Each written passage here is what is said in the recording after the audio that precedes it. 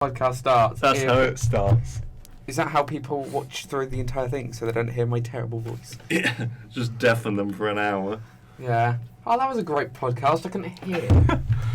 Okay, hello and welcome everybody to Bidgey Talks Tat. Here on the channel we talk a lot of tat. My name is Bidgey. It's perfect. Perfect name. How are you today, Stephen? I'm good, thanks. How are you? Okay. We better be excited for today. Because you're known as the king of government in our class, aren't you? Government, politics, thought the same, aren't they?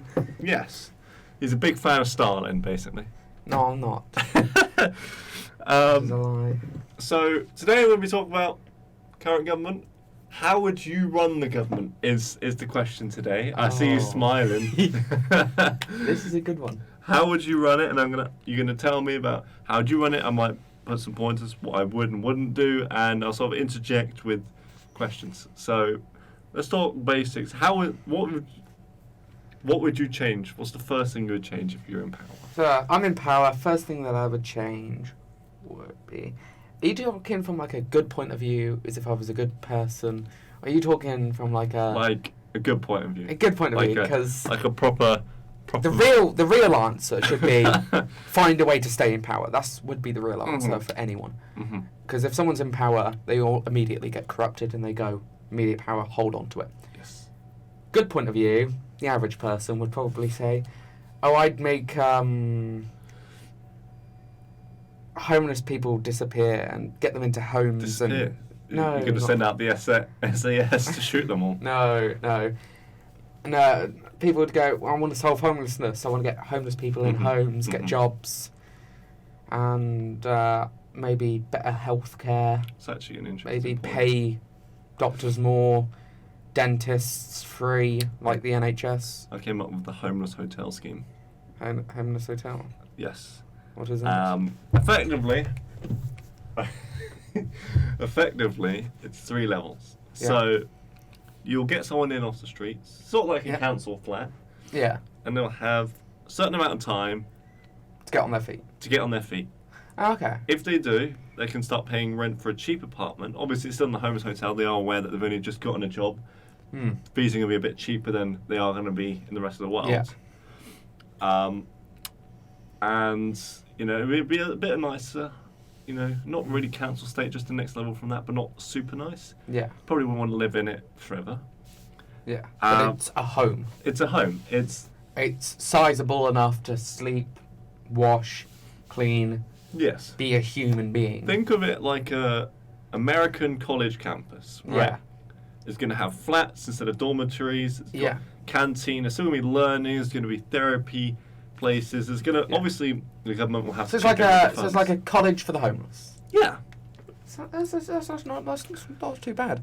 And Pretty obviously, when you've been living there for a certain amount of time, or let's say the time's up and they couldn't get a job because they were an ex-convict, but they were trying, and you can see that they've done 12 applications, 8 interviews, so on and so forth.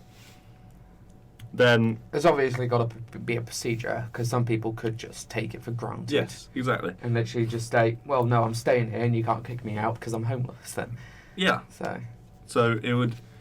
Definitely, like, people managing the area. Yes. You would have managers, you would have people working there, but if they've been trying and their time's up and you can see that they've given it everything, then you may offer them a job on the campus. That's in the canteen, not cleaning, something like that, mowing the lawn outside, just things like that.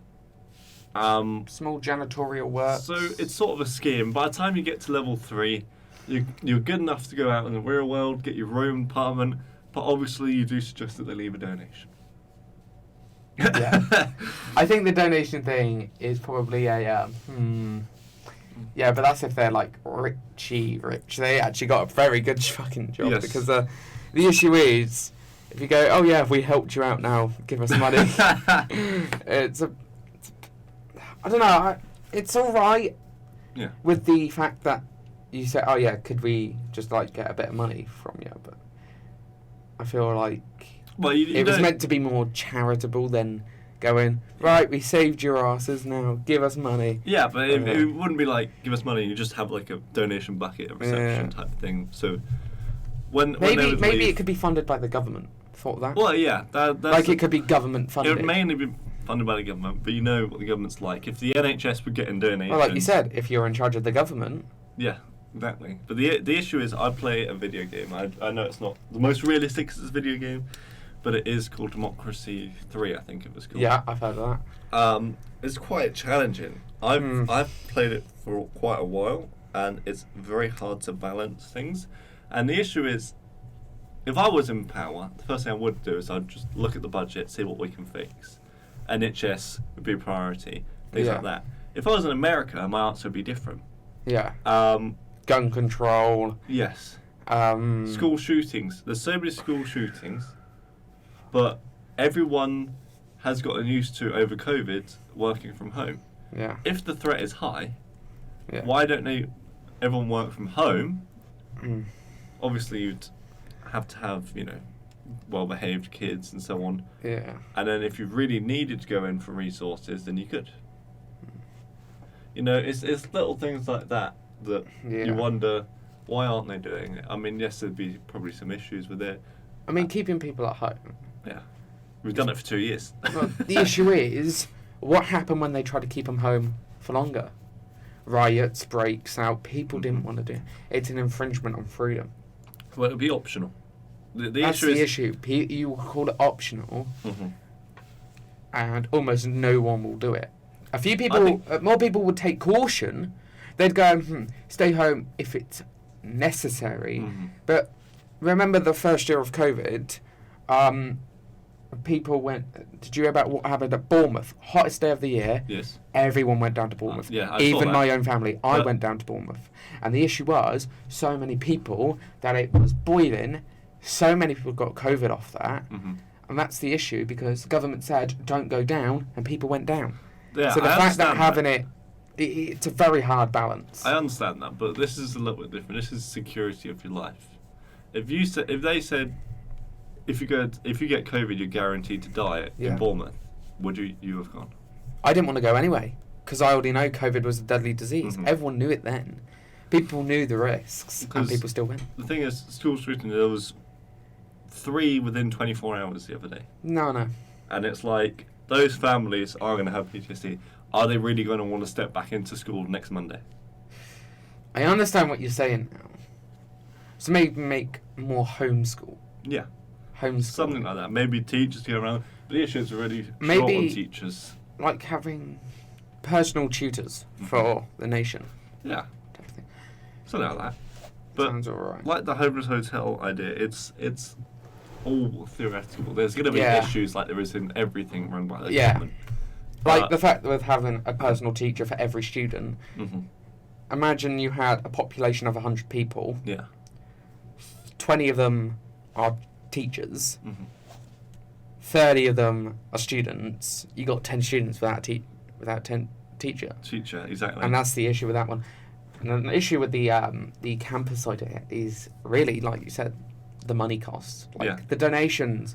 The only reason I'm sceptical on that is because it's meant to be a charity, but who are they getting funded by? That's the issue. They're not getting funded by the government. So. This is where Elon Musk becomes a big name. Elon Musk has obviously started his company over trying to help the world. Yeah. Surely he could say 1% of my profit would go to this if you convinced him. Like, he already said he would solve world hunger if they showed him how they would spend his money. Have you seen Steve Jobs? No. And how he's... Because Steve Jobs, he's done a lot of good for the world, which I've started to learn a little bit more about. Like, a lot of his money is going towards... He stopped hundreds of deaths in Africa by supplying them with stuff. And I'm not sure if this is all true, but this is just what I've heard. Yeah. And, I mean, it's understandable because, I mean, obviously it's given back to the community that gave you all this money, all this power. You still got all the money, you all got all the power, but you're sharing it back. Okay. And it's sort of... It's hard to see sometimes how people go, billionaires, never helping out. But the fact is... They are, but they also... They are, but they aren't enough. Yes. On some point. And I think, from what I learned... And yet again, this was all speculation. I wasn't able to look up on this in time, but Steve Jobs, if what was said about him was true, he has done way more than anyone should. Even with the amount of money he has, he's done a lot more. He's given like 50 million, I think, to a few for charities and things like that. Reminds me of Mr. Beast.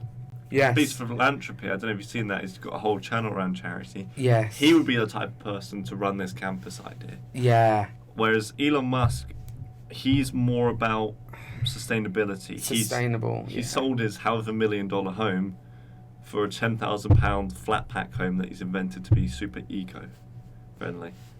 See, that's good. See, one of them spending their money. Steve Jobs is spending their money to help now, and Elon Musk is helping to save then. Yeah, and it's two different things. Steve Jobs helping the people. Elon Musk's helping the world by giving a sacrifice to a few things, but then this is the issue with the government, right? We're taught at school, you go to Africa, you give someone a bag of food, it's going to last them a month. You give them a hoe, teach them how to farm, it's going to last them a lifetime. Yeah. However, the government, if they go for more of the lifetime plans, they get scrutinised because short term, a lot of people are going to die of hunger and so on and so forth. So I feel like the government aren't really allowed to, through democracy, aren't really supported in long-term solutions if they can't afford it. The issue with a lot of governments, take our own government at the moment. Yeah. The issue with our government is that, including when it helps out other nations, is that we give support. Yeah.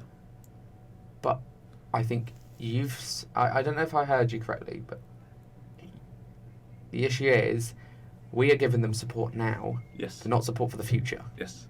That is the issue with our government. Yeah. We're going, right, well, I forgot what it was, the Ebola crisis, I think it was. We sent the military down, we sent everything down to contain it, we sent vaccines and things to help contain it. And it was calm and it was good, but take the poverty in the food, for instance, we've done little to nothing to help. We've done things to help, obviously, but little to nothing. Yeah. And I mean, this can also go back to the days when we were, what would you call it?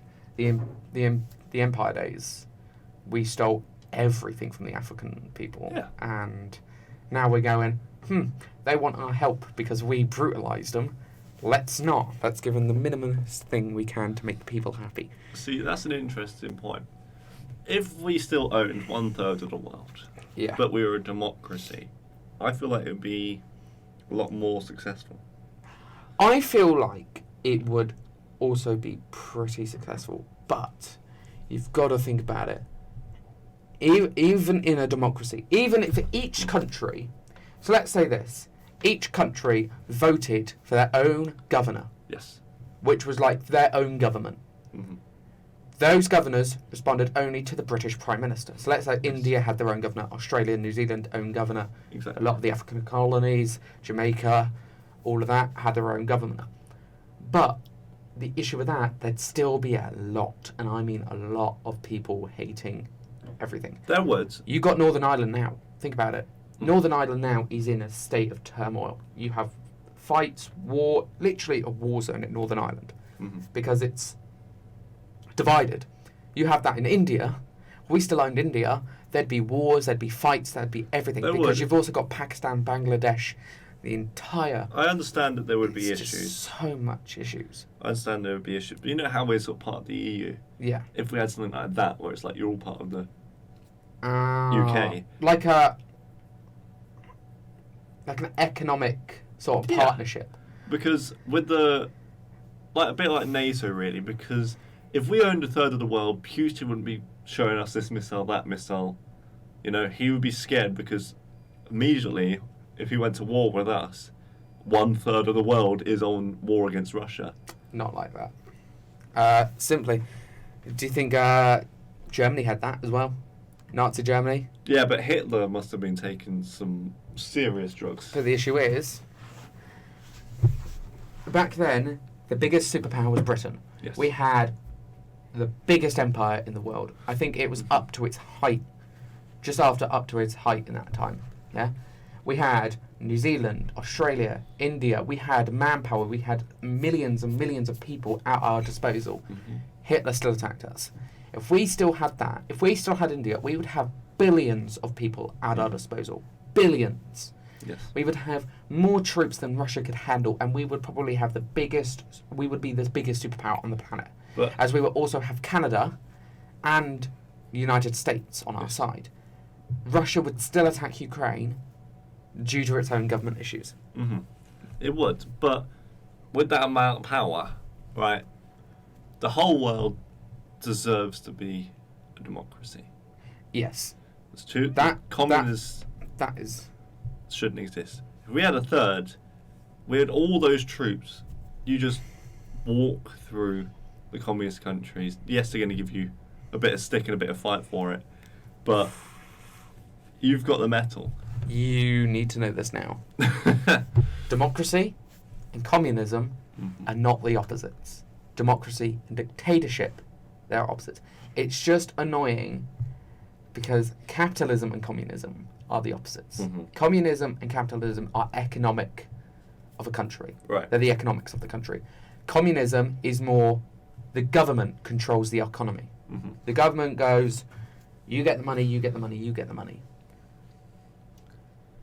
Capitalism is the government going, you get money, and then that guy goes, you people get money, you people get money, and I get money. Mm-hmm. It's a bit more... Capitalism, it's a bit more free to buy and sell and do what you want. Yeah. Communism, it's a bit more controlled by the government of what you can buy and sell and do what you want as a company. Yeah. That is the difference. Communism, the big issue with communism is that it's easier for the government to take control of the country. It doesn't mean that in strict speaking, communism is full-on evil. It's the people who manipulate and take over communism and uses the loopholes within the government. Take Stalin. Mm-hmm.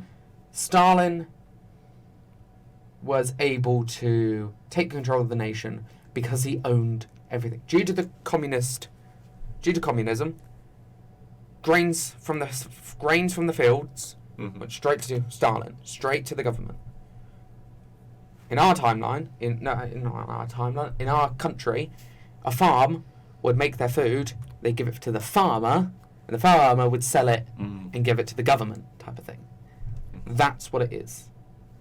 And that is how communist countries have more dictatorships than any other way of life, is because communism's way is good, it's decent. Mm-hmm. And you can't lie, there are benefits to it. If the government controls it, it's a lot more easier for everyone to be a lot more equal and fair. But the government controls it, and that's an issue. Mm-hmm. What you're saying is dictatorships need to be rolled down. Dictatorships need to stop. And you can't really say communism is a dictatorship. Communism's not a dictatorship. Well, all like I said, it's a hard one because communism isn't meant to be a dictatorship. Karl Marx never wanted it to be dictatorship. Mm-hmm. It's just easier for a dictator to take control of a communist country. That's all. Yes. Democracies and dictatorships are two completely opposite things. Everywhere should be a democracy. Every country should be a democracy. That is at least. That is at least true. The point we're attempting to make here. So, you would give. First thing you do is homeless. Yep. Hunting? Homeless. Issues resolved. Issues resolved. What's next? Right. So we got the homeless done. I'd probably go. Again, depends what country, doesn't it? Yes. But if we're thinking about Britain, think about the United Kingdom. Yes. Northern Ireland. Full British. Northern Ireland, Scotland, Wales, and England. We need to be sorting out the NHS and the medical services. Yes, I agree. Totally. 100%. That needs to be solved. Because you look at places like America. Mm-hmm. What do they always say is negative about free healthcare, universal healthcare? What do they always say is a bad thing? The waiting times. Yes. We got to solve it. Boris Johnson, or I think it was not Margaret Thatcher, Theresa May, yes. There we go. Theresa May and Boris Johnson, either one of them said they were going to employ about 40,000 new doctors. Mm-hmm. Didn't happen. The issue is, more and more these medical shows coming out. Less and less people want to go on these staff because they know what pressure there is. Oh, there's so much pressure. They know, how many issues you get. Loads of drunk people spitting in your face, things like that, verbal, physical abuse. That's police as well. The police. Why? Yes. Many people dislike being police as well, because of the amount of harassment they get. Exactly. Same with the firefighters. And I watched a Russell Howard. I think it was Russell Howard ages ago, and he was talking about one of the services, and there was a note on the services vehicle saying, "I know you were trying to save someone's life and all, but can you not park in my driver's spot?" And it's just, you want to kind of like try and find where this person is and slap him a little. They were saving a life, like. Yeah. And it's really annoying because people take granted for a lot of these services. Yeah. Russell Howard is a big one. A lot of things the police have to deal with in country is drunk people, because we're such alcoholics in this country. Yes. And definitely fixing that would be very good. It would. And I feel personally, I know there's people thinking of developing it. It's a bigger thing in America right now. But making these applications or a chip or just something you can have around your neck or in your wallet where it just tells the doctors immediately, they scan it, they tell you who you are, what your medical records are. That is a huge issue. There is security risk, I'm not going to lie. That is infringement on people's rights. That is... But if someone's unconscious and you need to give them medication and they're allergic and they'll die instantly. But waiting times is an interesting point. The same thing... Times it's not bad in this country. It is just sometimes... waiting times aren't the biggest issue, but it is an issue with our medical. I think it does need to be solved. Yes, as private doctors. Not everyone can afford those. Private hospitals need to pay more to the government, and rich people need to pay more to the government to be able to use their private hospital. You think Elon Musk goes and gets a $1 million surgery and pays his hospital 10 grand, maybe? Yeah, that's nothing to him. He's a billionaire. 10 grand is nothing. So 10 grand is like a penny to him. With the waiting times I've been thinking about, it's like to watch a lot of ambulance shows. You have the rapid cars, and then you have the ambulances. But funnily enough, watching those shows, about 1/3 of the calls they go to is mental health, not physical. And it's elderly people feeling lonely. It's people having a panic attack. We need psychiatrics. Is that the one? People, therapists. Type people therapy. To be in these rapid cars instead and be responding to these instances, especially if they're well known. Because you watch these ambulance shows and the people were like, "Oh, I know this person," and they go and check it out, and every time they're fine. But obviously they can't do that sometimes, because if they say they have a heart attack, the one time you might send a therapist, they might actually need an ambulance for their heart attack. So it's a hard balance, but I think a lot more support in those ways. You just have those people that come in and give meals once a day. Yeah. They should really be put in a home. And I know they understand there's going to be a lot of resistance into moving into a home, but if homes were a lot nicer, a lot more energetic, I think people would go there. If you think of a home like a holiday resort, you would love to live there. If you think of it as a estate housing, you wouldn't want to go. No. So we've got to start at the end and work our way backwards. You know when you do like a maze, it's easy to start at the end and go backwards. Yeah. You start at death care and you go all the way backwards, fix everything to birth. That is an issue. There is an issue I find with that, because you can't. The issue is you can't really start anywhere, and it is a good idea, because let's say you're helping ages between 50 to 80 first. Let's say it takes 2, 3, maybe 5. Let's say it takes 10 years to make. Okay. People who are 40 will then get all that benefits. The issue is the kids will have to wait about 40, 30, 20 years until the next load is done. And even then, they might not. It would be... Because a lot more of mental illness does affect teenagers more. And so starting at the back, working the way up, I understand you're sort of saving people's and yet again, this is a tough topic because you're talking about it's like that common choose thing. Would you rather have the train knock the kids or knock the elderly?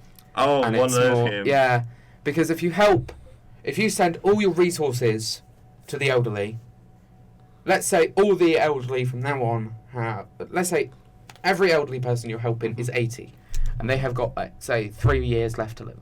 Yeah, just saying. So they're 80, they've got 3 years left to live. Let's say as soon as you finish the project, it takes those 3 years.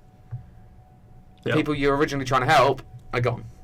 Mm-hmm. The people, let's say, teenagers that you were trying to help, let's say you moved all your resources towards teenagers. I understand what you mean. The issue is, with the teenagers, if you help all them, they're also going to be gone.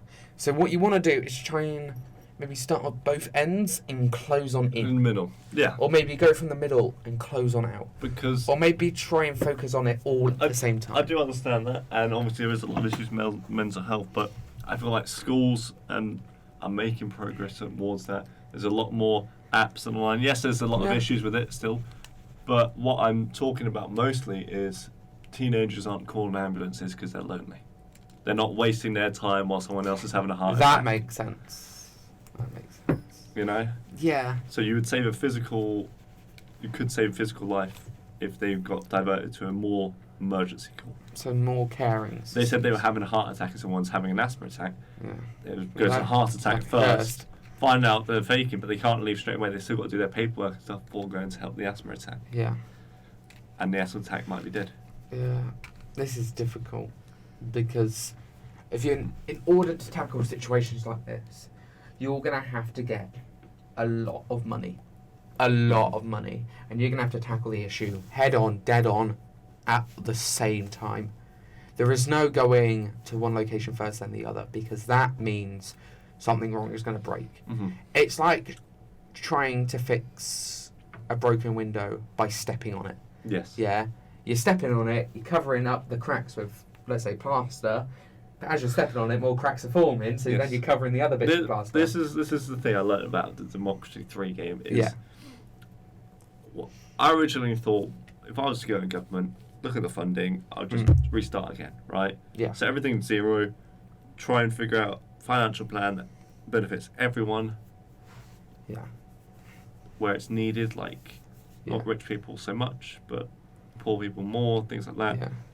Propose it to the government saying this is how we're going to fix Britain. It's taken me a year to come up with. Blah blah blah blah blah.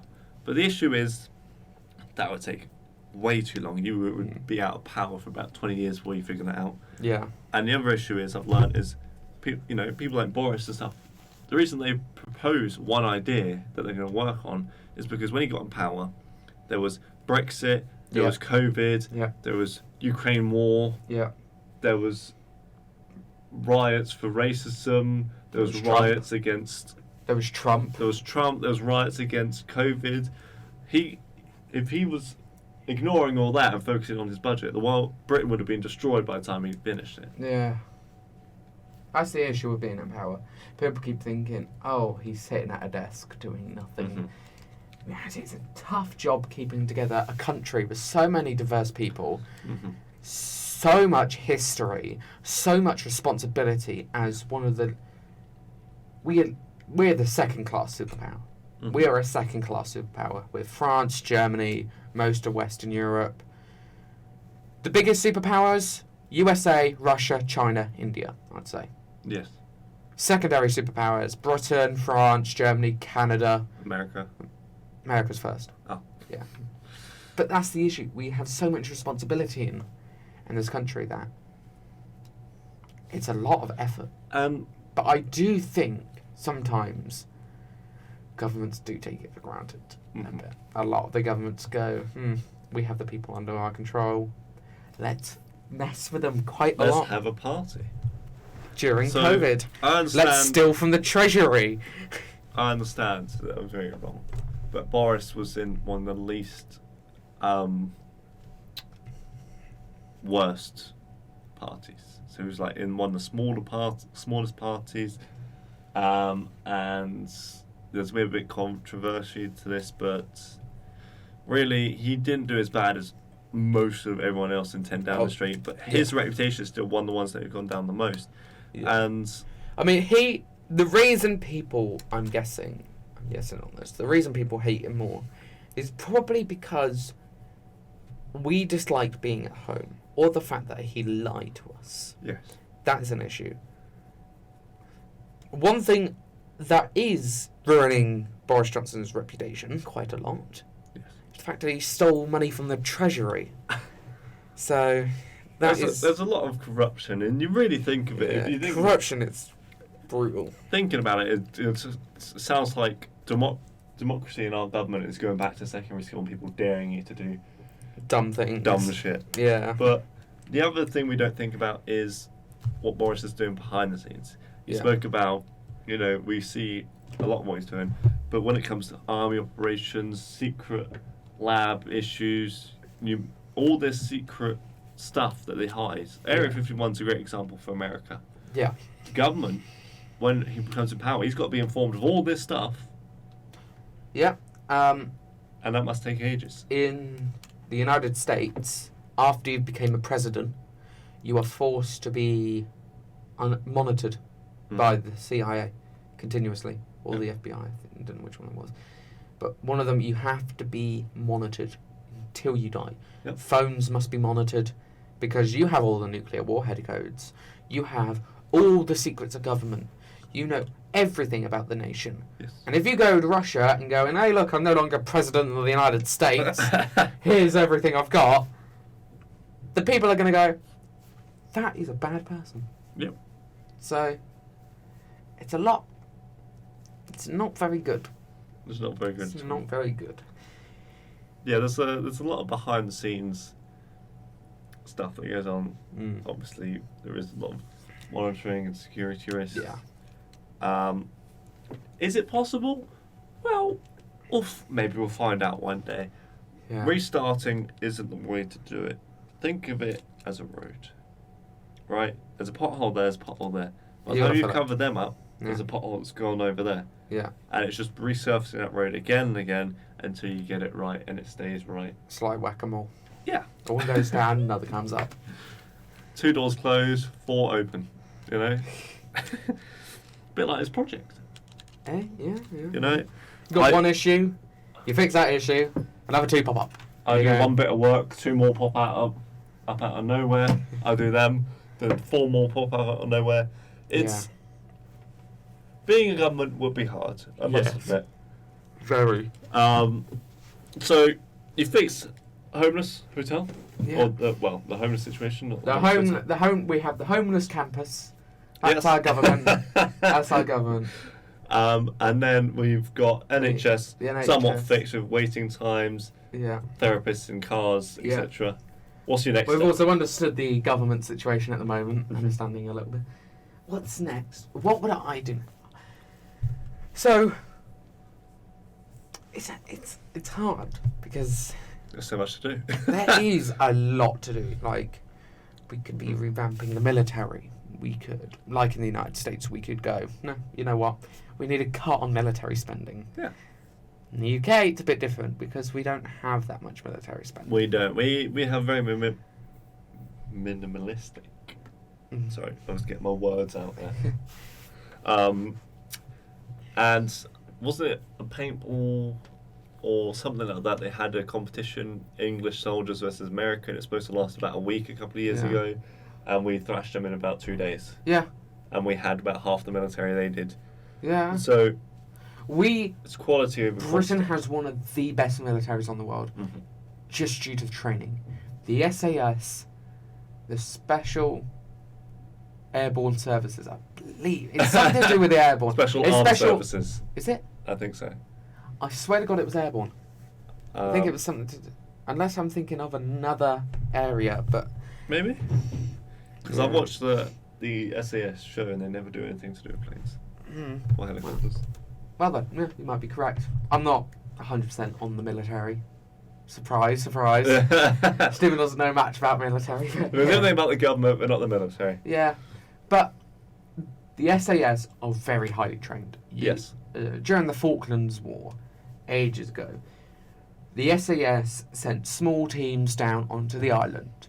It's Argentina's almost the entire military force to occupy the island. Yeah. The SAS, I believe it was like 10-1 or something, and the SAS came out on top. Minimum casualties. Argentina surrendering. It was just awesome. due to superior military training. Exactly. And the training is there. The training is what in our military. So, in reality, I think the only issue with our military is that it is probably overfunded, maybe, to an extent. But maybe. Even then, I don't even think. But we true. are protecting a lot of small. We are protecting countries. a lot of small nations and countries. Yeah, like because we still got to protect our empire, which we still technically have one. We have tons of little islands all over the place. We even own the Falklands, Bermuda. We have a few islands down in the around New Zealand's area, the Oceania. There's just so much to handle. And then, yet again, we've got a lot of responsibility. Thinking about it, Russia, that's an enemy. And that's technically on European borders. Where are we? We're in Europe. And we still got to beat them back. This is still got to defend it. We got Ireland as well. Ireland, although not an aggressive country against many people, due to our history, still got to watch out for them because they've still got the border issue. The border issue. And that is something Ireland. I think I would fix. That is something I think should be fixed. I would have a revote of Northern Ireland. Same. The issue is with that, Northern Ireland is split with. I think it needs to be split more because it's really difficult, Northern Ireland. Yes. Because if you think having another revote is just easy and simple, it's not. Because what happens if you have 40 people saying I want to stay in the UK, 50 and 60 say I don't. That 40%, that's a lot of population.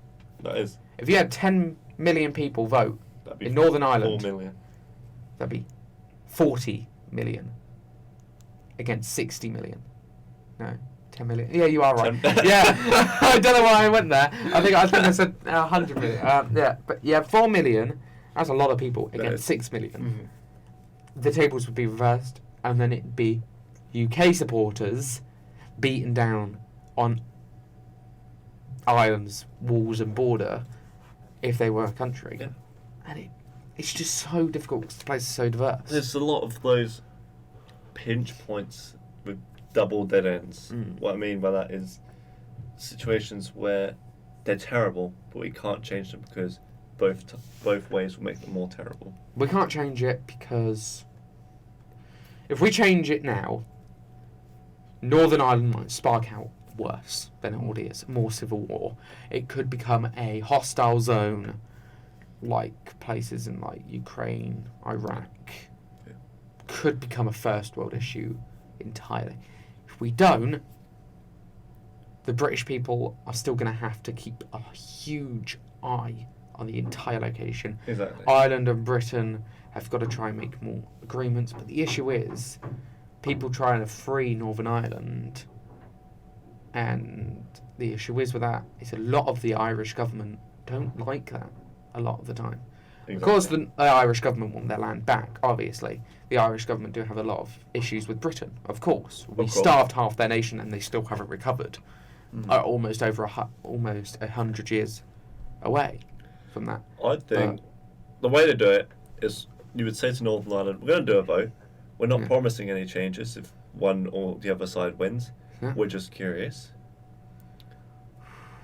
If it then turned out of 10 million people in Northern Ireland, 9 million wanted to move, 1 million wants to move. Yeah. If it was big odds, then you would have to change it. But if it was, again, quite even, you wouldn't. But I'm quite interested in how you picked military in other countries. I think my third would be education. Yeah. How much in school have you been taught to prepare you for life? Have you been taught about mortgages? Have you been taught about taxes? You've got a point there. The education system is terrible in Britain. I've been taught trigonometry. I've forgotten it all. You can't even say it. I can't even say it. I've forgotten it all. But what I haven't been taught is when I go out there in the world, how am I going to budget my money? Do you know what I think a good thing is about school? You should go up to the people. Right, there should be a thing where you learn all the subjects, all of them, in like primary school. Yes. In primary school, you learn basic numbers, shapes. Primary school. In nursery, maybe the first few years you learn basic numbers, shapes, blah blah blah. Then, as you get on, you learn more about history, computing, all of that. In like maybe the first year of Trinity. Well, no, I say Secondary Trinity school. because that was my secondary school. In secondary school, first few years you need to learn a little bit more about everything. Then when it hits year 8, I think that's the part when they go, look, what are the 3 or 5 things you want to do when you're older? Name me 5 things. And then the student will go, let's take me for example, writing, animation, politics. There's my 3. Yes. Yeah? And they go, all right, these are the subjects I think you should do for these things. And then they go, look, so you got history and religious studies and citizenship. Mm-hmm. Those are the 3 I used to get. Those 3 would be great if you want to move into politics. Here is computing, here is media, and here is drama if you want to get into acting type of thing. So I understand where you come from.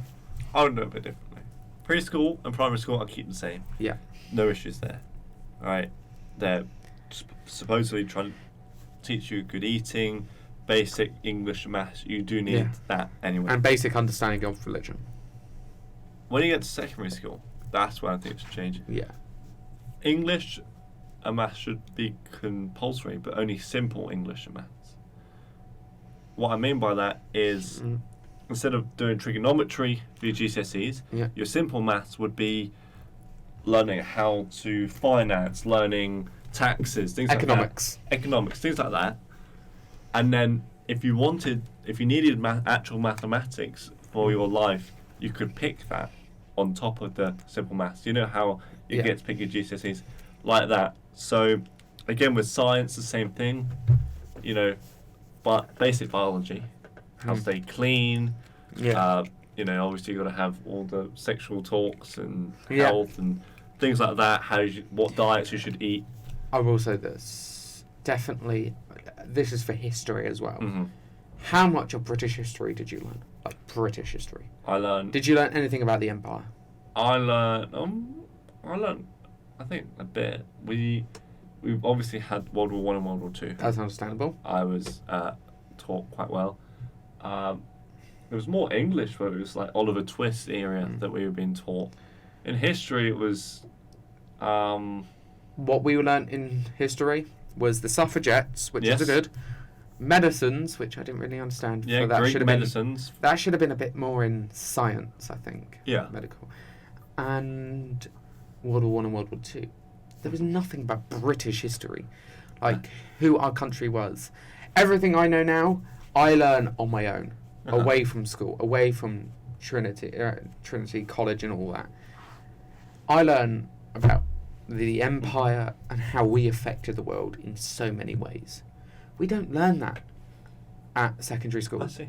And I think I know why. I think it's because the government want to move away from that. But by moving away from it, the kids aren't learning about... So let's say, because I used to be confused on why many people hated British people. Yes. And I'm thinking, why? We've never done anything wrong to them. And then it goes to India. And then it goes to India, like, oh my lord, what did we do to India? I was taught more British history in RS, religious studies. Yes. About Gandhi, about all the racial you learn more inequalities. through religion about Britain and its empire than anyone else. Yes, we were quite Catholic as a country before. 1066 was the only British thing that I learned was the battles of Hastings. Of Hastings. Yeah. And I find that stupid. Utter stupid. stupidity. I think it's great that we learn about World War One, World War Two, but yes, the issue is there needs to be a little more on British history, like who we are as people, like, because it's stupid to think that we don't even know half of it. Like, you go to someone and go, you go to anyone British, and you go, right, so tell me, when was the height of the British Empire? Do you know? Rome. That's not even the British Empire. Like, the Romans, sorry, not Rome. The issue is that's not a question people will be able to tell you because they weren't taught it. And if you don't know the height of the British Empire, you might know little to nothing about the British Empire. You might know the few common things. We own like 1/3 of the country, the world. Yeah. But which parts? Like, yeah, we owned Africa, but tell me which part of Latin America we owned. Yeah, we learned very limited about about World War One. It was we had a bit of this, bit of that, bit of that. The only closest I got to learning about that in history is that Zulu film. Yeah. Where they stood in the middle and they're surrounded by an African tribe attacking them day after day until they finally win. The fact is, with that was again the British Empire. Yeah. And yes, we did learn about that, but can you remember anything from it? Except from the Zulus attacking Britain? Just... The fact is, not many that goes way back. Yeah. That was to do with the Netherlands and their empire. That was to do with the British and their empire, the brand new expansion into Africa. The Zulus, they had huge territories. They were a huge group of people in South Africa. And that fight was due to the fact that was, I think it was Fort Run. I think it went there. That could have been another fort somewhere, but basically that scene you're remembering is from a group of survivors who ran back to a medical post. That was a medical post. They ran back they got a horse back to a medical post, and they basically said, we're under attack, prepare the entire medical post. There were people they had about, I think it was under 100 soldiers, about 30,000 bullets or something like that. I think it was 3,000. And a lot of Zulu. Yeah. And the fact is, that was a very heroic moment in the face of the British. But, thinking of it, after that, we then brutalised the entire region. Thinking of that, why were they chasing us? Because we were quite racist. We were extremely racist. We were racist. We went to Australia and went, you're going to be our prison. You know, we were not nice to other people, and that's why we battled. This goes back to my point of what I do at my school. Yeah. So, secondary school, I don't know how you did it, but my secondary school was 7, 8, 9, you have to do everything. Yeah. Choose what you want for GCSE. 10 and 11, for GCSE. That was. I want to do something a bit like that. 7 and 8, you will do everything. Economics, in the simple maths, English, simple English, health, all this sort of thing that we do need to know. And then you would choose for 9, 10, 11 what you wanted to do further. So if you want to do further maths, you want to do more in science. Yeah. So teach everyone the really fundamentals of life. The basics. In year 7 and 8.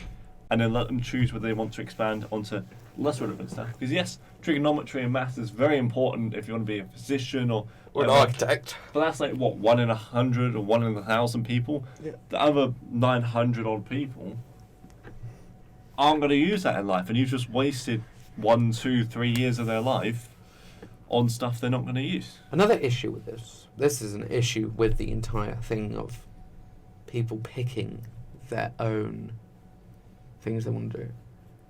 This goes back to what we were first speaking of with teachers before. Yes. If you had 50 students out of 20 teachers, each student wants to do, let's say, 5 of them wants to do one subject, they go to one teacher. Mm-hmm. All the others want to do different subjects, like tons of different subjects. Yeah.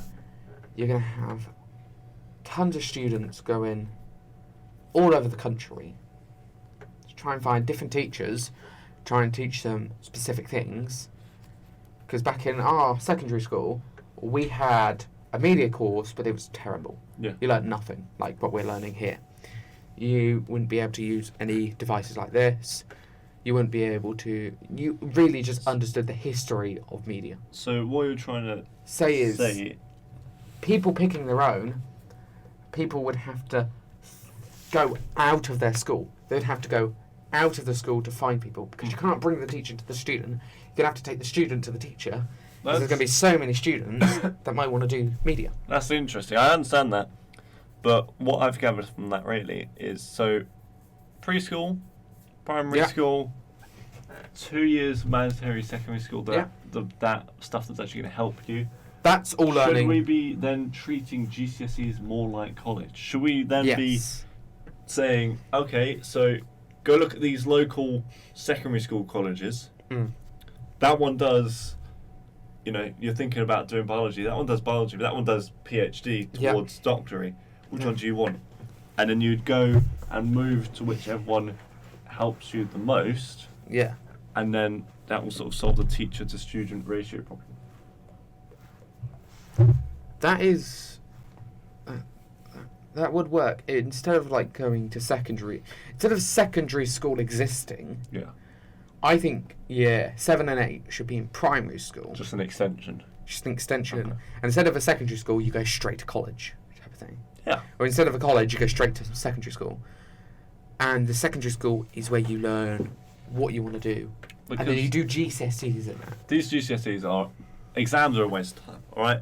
Hear me out. I know, yes, I do understand why they're kind of not a waste of time, If you've got a 1 in everything, then they'll probably be like, this person's lazy.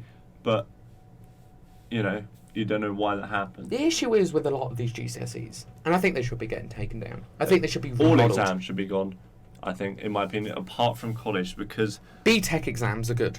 BTECs. Yeah.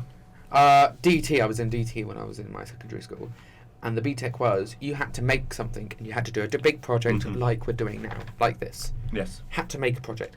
These are good exams, because they require continuous learning.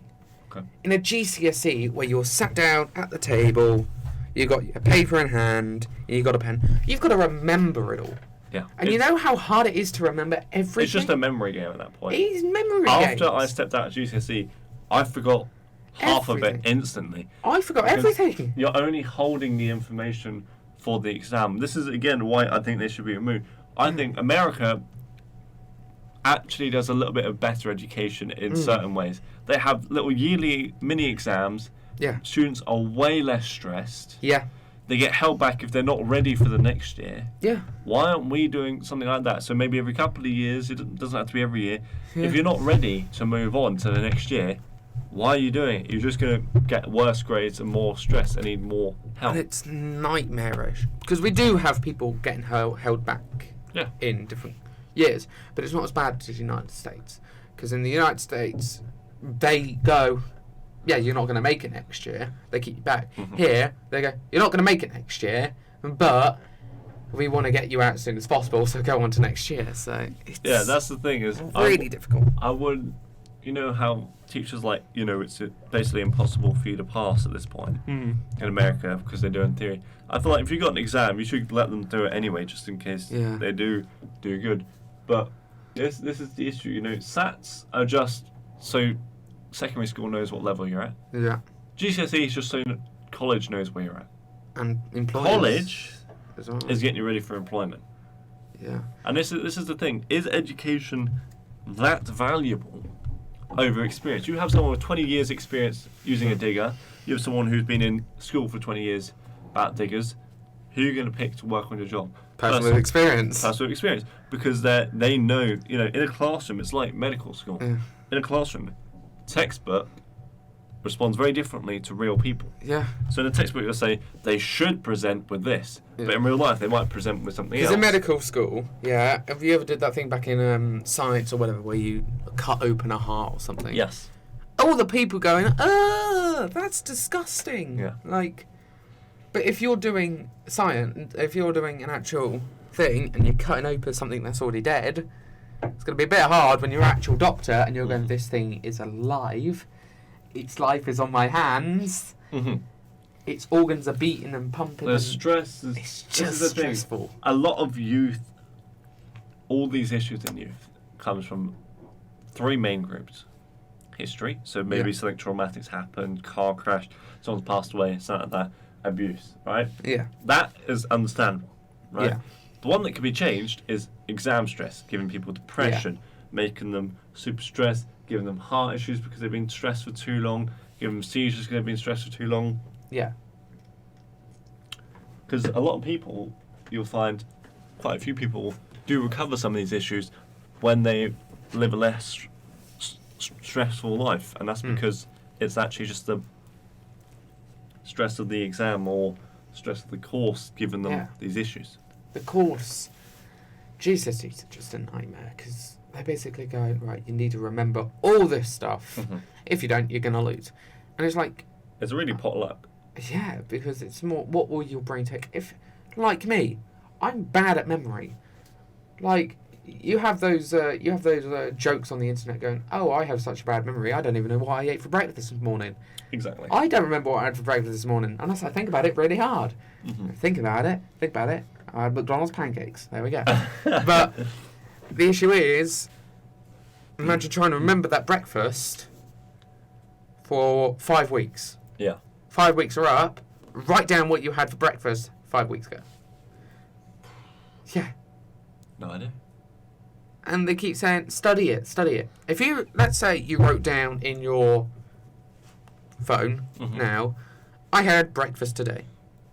Let's say you kept looking over it. 5 weeks from now, you go, right, I had pancakes for breakfast. Simple, easy. You had 15 things on there, and you go, pancakes for breakfast, blah, blah, blah, blah, blah, blah, blah, blah, blah, blah, blah.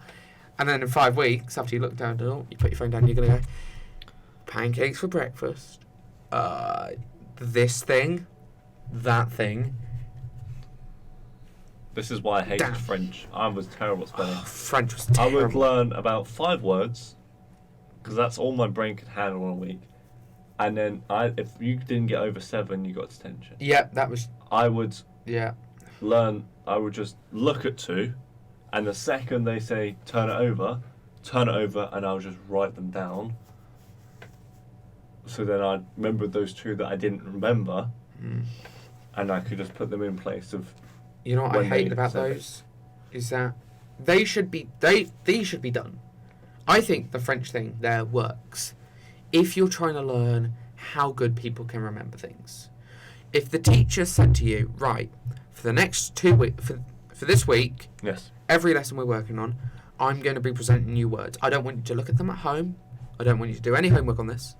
If the teacher daily goes, right, welcome, these are the words. Yes. Remember them. Do what you need to do for the next 15 minutes. Go home.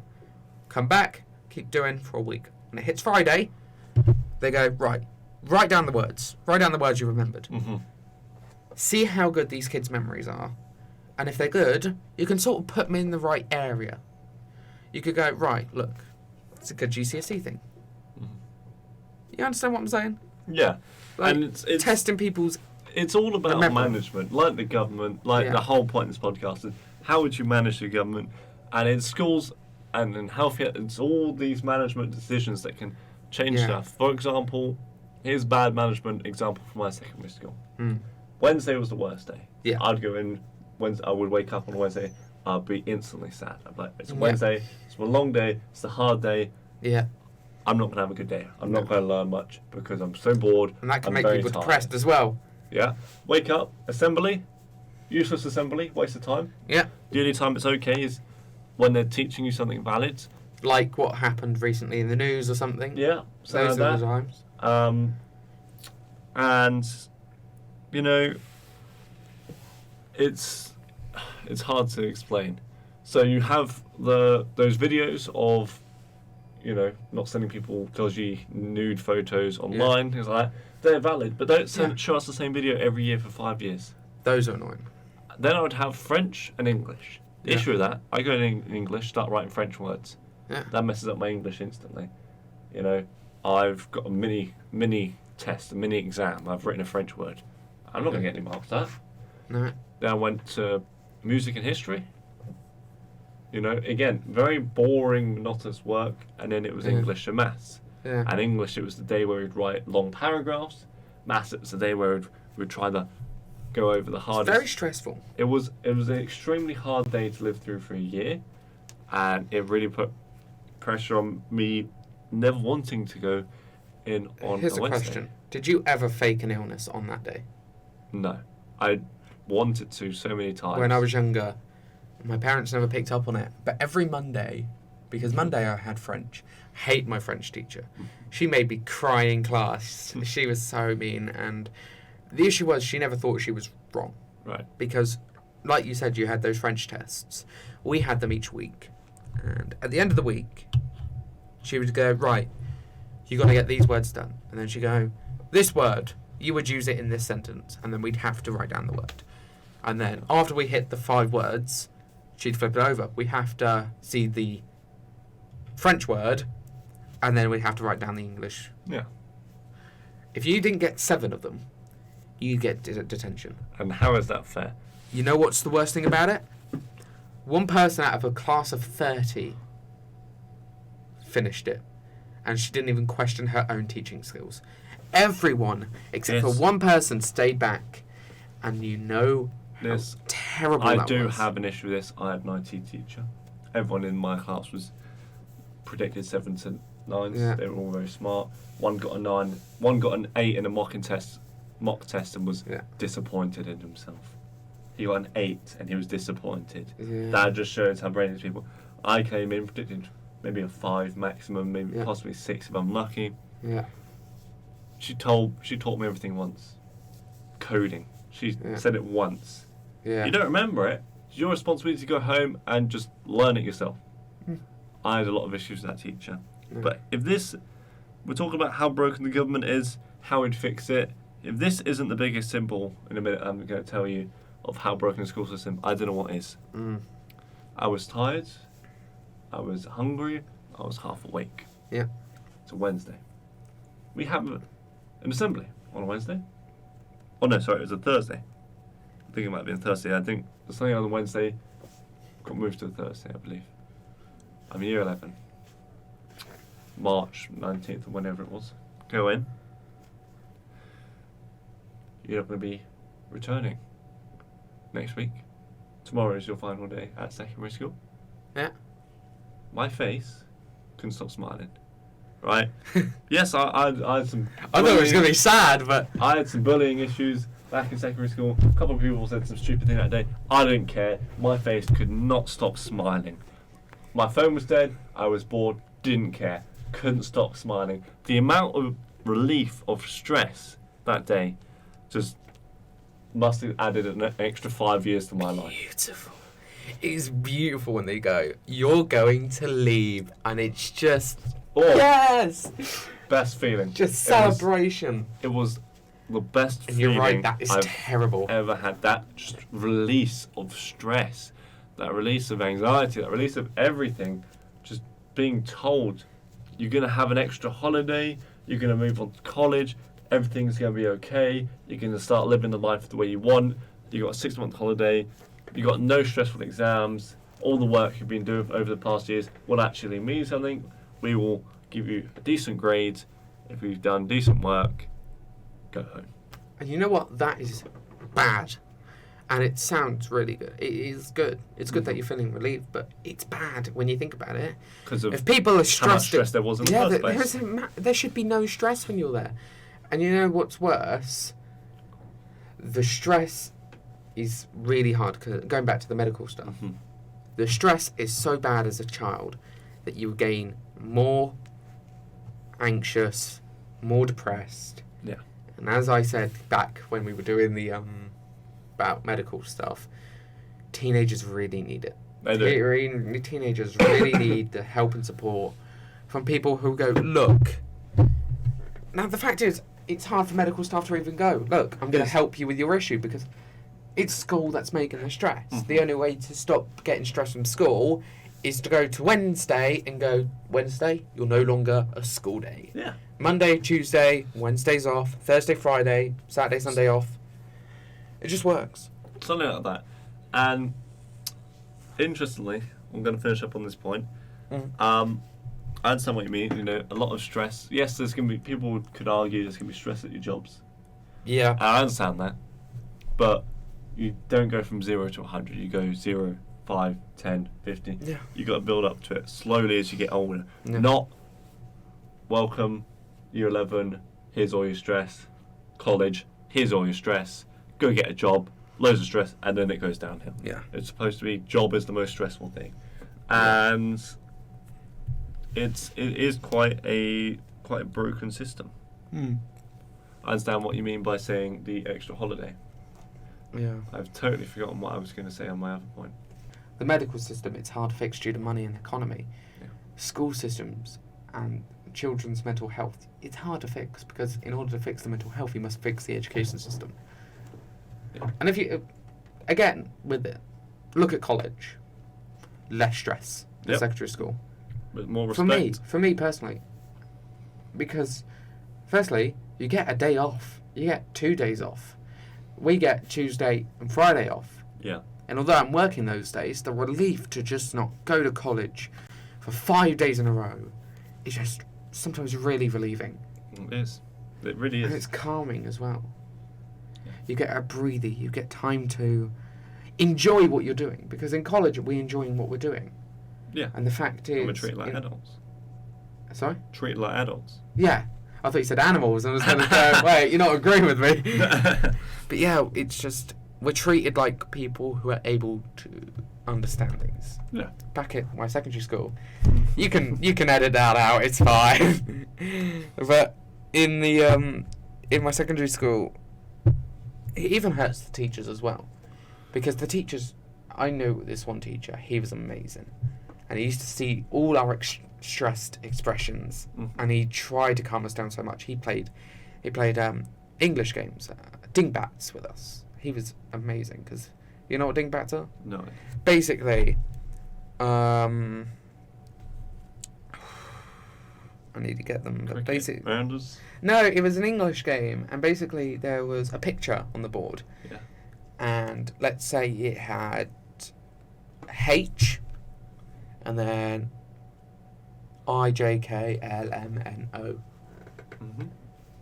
and then it have a line to it. That would be a picture, and the teacher would say, "What do you see?" H2O, and it was a word game. Ah, I see. Yeah, that was what dingbats were. There'd be Oh yeah, yeah. I remember dingbats now. Yeah. And that was the only one I remember because it was so long ago. But just that used to give us less stress because it was something fun and educational. Exactly. And he was amazing because the English lesson was great. He used to really inflict our imagination, and he used to he was the first Scot in my opinion. Like the Scot now. My equivalent to that was my physician teacher. But he just kept really inspiring us all to just continue. And he had to teach the boring stuff too, but he always tried to find a way to educate us. Yeah. It's important. And it's good because that was the least stressful lesson that I ever had. And as it was English, I got it more times a week. And that's what I loved about it. And I think those small changes, like if we had French lessons that had a bit more games to it, I think gaming really helps. It does. And I don't think in like a Call of Duty gaming type of scenario.